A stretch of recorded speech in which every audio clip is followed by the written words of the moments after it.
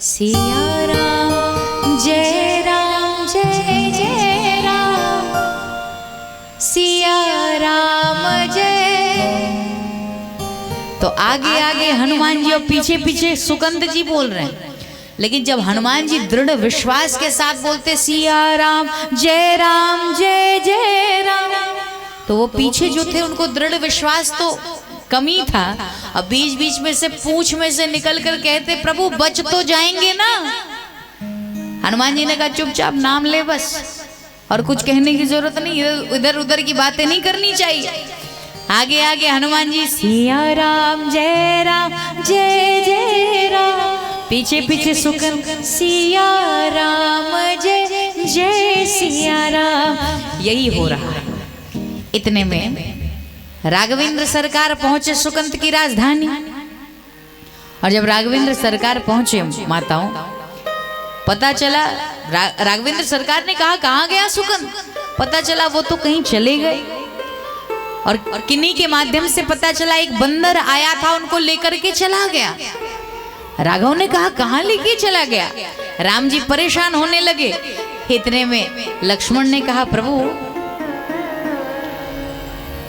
ये निवेदन आपसे करना चाहता हूं कि जहां पर आपका भक्त हनुमान है सीधे हमें वहां लेके चलो, क्योंकि हनुमान जी कहाँ हैं उनका एड्रेस आपको अच्छे ढंग से पता है, और आप कहाँ रहते हो ये हनुमान जी को पता है।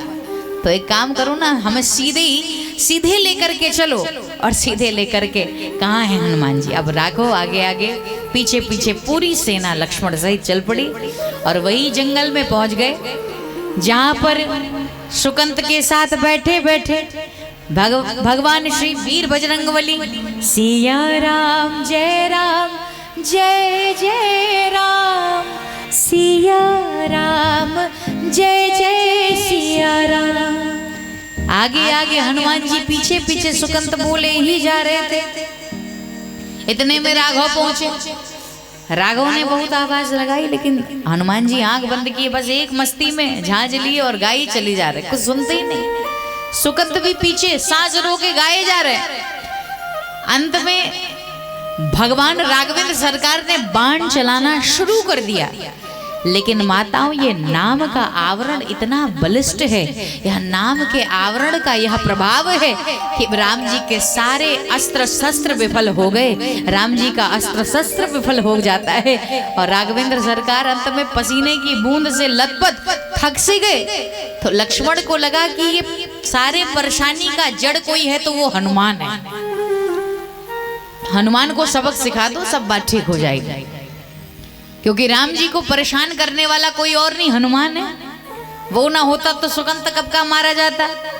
और इतने में उधर राम जी तो थके हारे बैठे, लेकिन लक्ष्मण ने उठाया बाण, उठा करके सीधे हनुमान जी के हृदय की ओर चला दिया।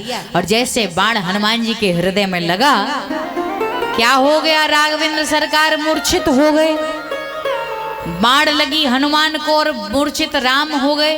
क्यों हो गए? क्योंकि हनुमान जी के हृदय में कौन है? राम ही तो है। राम जी तो रहते प्रणवो पवन कुमार, खलबन पावक ज्ञान घना, जासु हृदय आगार,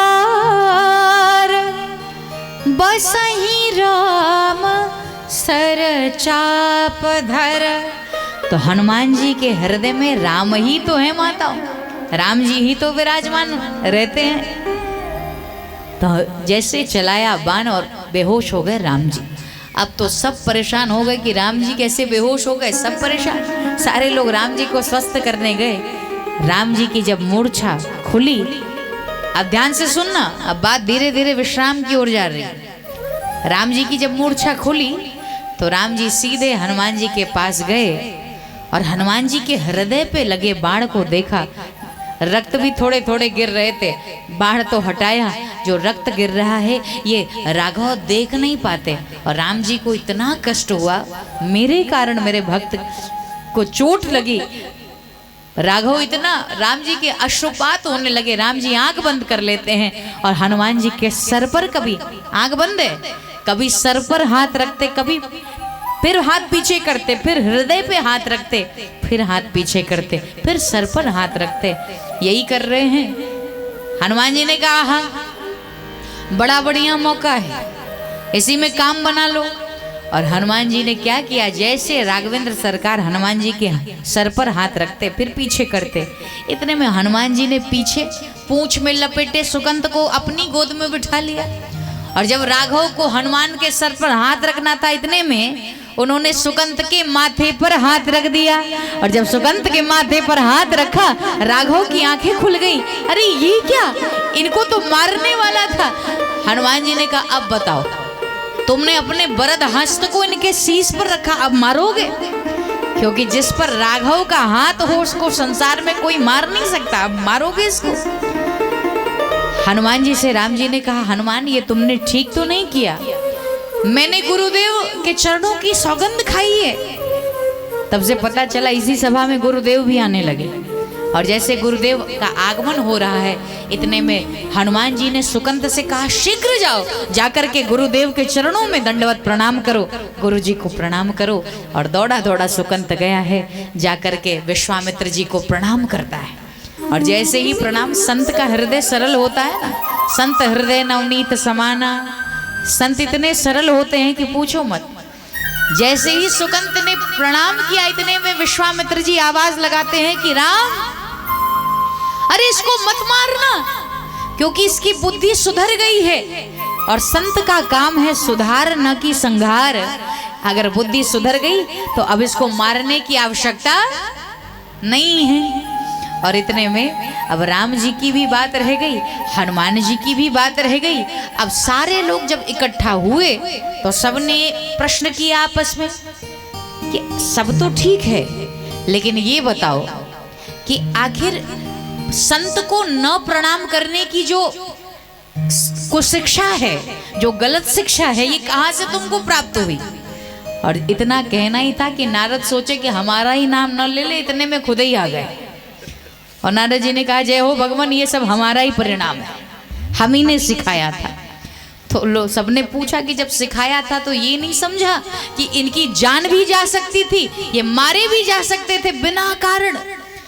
तो नारद जी ने कहा, दरअसल जहां जहां हम जाते थे तो लोग हमसे एक ही प्रश्न करते थे कि राम बड़े कि राम जी का नाम बड़ा। तो हमने सोचा कि लीला क्यों ना कर दें कि दुनिया वालों को प्रमाण मिल जाए कि राम से बड़ा राम का नाम, भगवान से बड़ा भगवान का नाम ही है। और इसीलिए गोस्वामी जी कहते हैं, कहूँ कहाँ लगी नाम बड़ाई, कहूँ कहाँ लगी नाम बड़ाई, कहूँ कहाँ लगी नाम बड़ाई, कहूँ कहाँ लगी नाम बढ़ाई। राम न सकागी नाम गुण गाई, राम न सकागी राम गुण गाई, कहूँ कहाँ लगी नाम बढ़ाई, कहूँ कहाँ लगी नाम बढ़ाई।